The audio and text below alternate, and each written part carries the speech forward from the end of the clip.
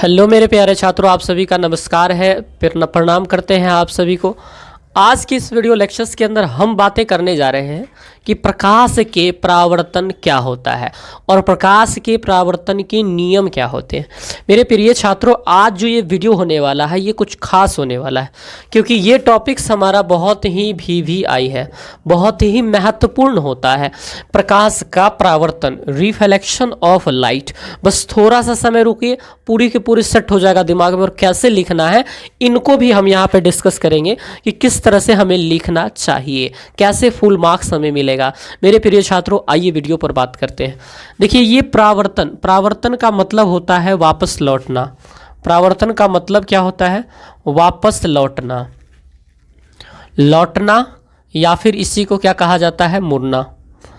इसी को क्या कहा जाता है? मुड़ना। वापस लौटना या फिर इसी को कहा जाता है मुड़ना। तो आखिर ये वापस लौटना या मुड़ना क्या होता है, इसे हम देखते हैं। देखिए, परावर्तन का मतलब होता है वापस लौटना या फिर मुड़ जाना। वापस लौटने का मतलब है कि अगर कोई बंदा, मान लीजिए ये ट्रैक है और यहाँ से कोई बंदा गया और ऐसे जा रहा है और यहाँ जाने के बाद पुनः ये इस दिशा में आ जाए तो इसे कहते हैं वापस लौटना। लेकिन किसका वापस लौटना? ये बंदे का नहीं, प्रकाश का वापस लौटना। तो सर, प्रकाश यहाँ किससे टकराएगी? तो मैं कहूँगा यहाँ एक कोई चिकनी सतह हम लगाते हैं और इसका नाम हम रखेंगे समतल दर्पण। मान लेते हैं ये समतल सतह है, समतल सतह है जिससे प्रकाश क्या कर गई? टकरा गई। और टकराने के बाद वापस इसी माध्यम में आई, न कि उधर घूम गई। जैसे टकराने के बाद इधर घूमना नहीं है, इधर ही आना है, जिधर से वो आई है उधर ही उसको आना है। इसी को कहते हैं प्रकाश का परावर्तन। फिर से समझिएगा, हमने क्या कहा कि मान लीजिए ये हमारा समतल सतह है, हमारा ये क्या है? समतल सतह है, जिसके एक भाग को हमने क्या कर दिया है? पेंट कर दिया है। इसको हमने क्या कर दिया है? पेंट कर दिया है। तो पेंट किया, इसका मतलब क्या हुआ कि प्रकाश कहाँ से आएगा सर? ऊपर से आएगा। जैसे मान लीजिए ये हमारा आईना है, आईना, ये हमारा आईना है, तो इसमें हम फेस देख रहे हैं, तो ये वाला भाग पेंट है ना। तो अगर मान लीजिए ये आईना है तो इसका ये वाला भाग पेंट किया हुआ है, तो जो भी प्रकाश आएगा वो यहाँ से आएगा प्रकाश। इसलिए मैं कह रहा हूँ कि ये मान लीजिए आईना है हमारा, तो यहाँ से प्रकाश ऊपर से आएगा। अब मैं कह रहा हूँ कि मान लीजिए ऐसे कोई प्रकाश आया, ऐसे, तो यहाँ पे टकरा गया और यहाँ पे टकराने के बाद ये मुड़ेगा, तो मुड़ेगा तो कुछ ऐसे, मान लीजिए मुड़ गया। हमने क्या कहा था? प्रकाश का वापस लौटना। देखिए, आया ऐसे और वापस ऐसे चला गया और जिधर से आया था उधर ही गया, तो इसी को क्या कहा जाएगा? प्रकाश का परावर्तन कहा जाएगा। फिर से सुनिए, जब प्रकाश कहीं से आए और आने के बाद कहाँ टकराए सर? तो चिकनी सतह पे टकराए और टकराने के बाद पुनः उसी दिशा में चला जाए जिस दिशा से वो आया है। फिर से सुनिए, जब प्रकाश किसी वस्तु या स्रोत से निकलती है और निकलने के बाद किसी समतल सतह से टकराती है, चिकनी सतह से टकराती है, और टकराने के बाद पुनः उसी दिशा में चली जाए जिस दिशा से वो आई है, तो प्रकाश के इस घटना को प्रकाश का परावर्तन कहते हैं। इसे लिख दे क्या? फिर से सुनिए, जब प्रकाश किसी स्रोत से निकलती है और चिकनी सतह से टकराती है, टकराने के बाद पुनः उसी दिशा में लौट जाए जिधर से वो आई है, तो इस घटना को प्रकाश का परावर्तन कहते हैं। लिखते हैं क्या? प्रकाश का परावर्तन, जब प्रकाश किसी स्रोत से निकलकर किसी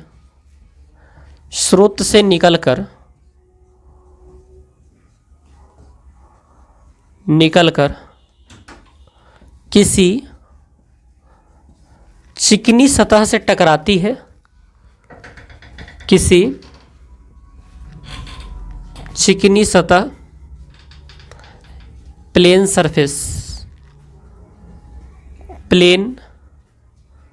सरफेस से टकराती है एवं टकराने के बाद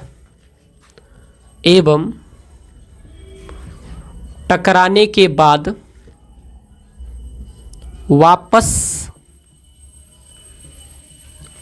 उसी माध्यम में लौट जाती है, उसी माध्यम में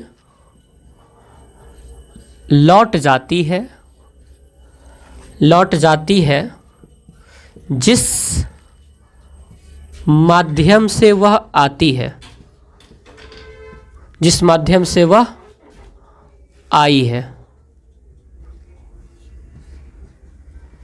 तो प्रकाश के इस घटना को, तो प्रकाश के इस घटना को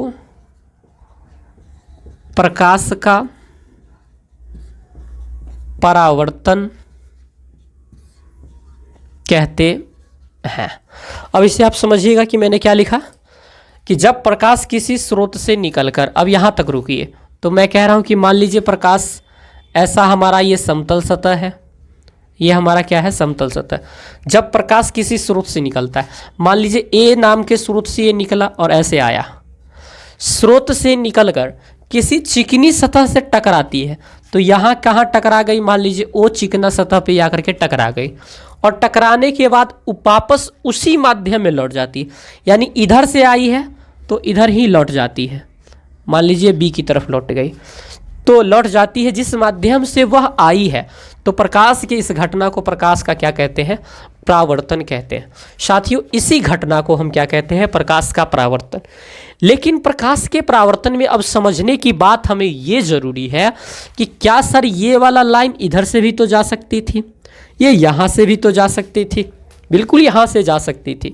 इसके लिए अब नियम होता है जिसे हम कहते हैं प्रकाश के परावर्तन का नियम। वह कौन सा नियम है जिसके लिए ये जो प्रकाश की रेखा जो गई है वो एक्यूरेट यहीं से जाती है। तो अब हम समझेंगे इसके लिए दो नियम आती है। इसके लिए कितनी नियम आती है, दो नियम आती है। इसको आप उतार लीजिए और फिर यहाँ से लिखना आप शुरू कीजिएगा।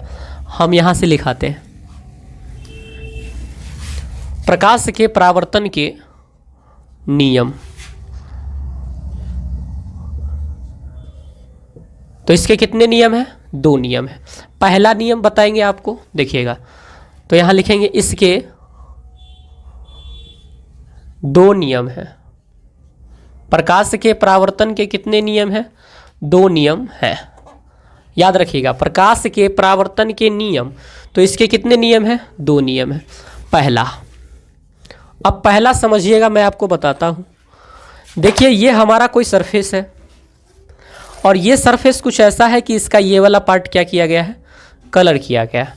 और ये वाला पार्ट जब कलर किया गया है छात्रों, तो लाइट हमेशा यहाँ से आएगी। मान लीजिए लाइट कुछ ऐसा आई, मैं स्केल की सहायता ले रहा हूँ, बहुत इत्मीनान से समझिएगा। लाइट ऐसा आई, अब मैं ये समझना चाहता हूँ कि ये लाइट आई कितनी एंगल पे है। तो कहोगे सर एंगल अगर आपको पता करना है तो आप यहाँ पे क्या डाल दो, लंब डाल दो। इसी को क्या कहा जाता है, लंब। हिंदी लंब जो होता है वो गणित में कहा जाता है, और यहाँ पे इसको कहा जाता है अभिलंब। क्या कहा जाता है, अभिलंब। इंग्लिश में कहा जाता है नॉर्मल। तो ये हमारा नॉर्मल हो गया। तो सर नॉर्मल आपने क्यों लिया, नॉर्मल हमने इसलिए लिया क्योंकि ये एंगल पता चल जाए कि ये आया कितने पे है। तो अब हमने देखा कि ये कितने पे आया है सर, तो पता चला सर एंगल आई पे आया है, 30 पे आया, 20 पे आया, 10 पे आया, कुछ पे भी आ गया। मान लीजिए इतना पे आया, तो जाएगा कितना पे सर, तो जितना पे आया है उतना नापेंगे, इतना पे आया है सर, और उतना ही पे ये चला जाएगा। इसी को कहते हैं पहला नियम प्रकाश के परावर्तन का, ये उतना ही पे चला गया। इसका मतलब सर आप ये कहना चाहते हैं कि आने वाला एंगल जितना होगा और जाने वाला एंगल जितना होगा, दोनों आपस में क्या हो जाएगा, बराबर होना चाहिए। ये प्रकाश के परावर्तन का एक नियम है, याद रखिएगा। आपतन कोण, इस वाले आई को क्या कहते हैं,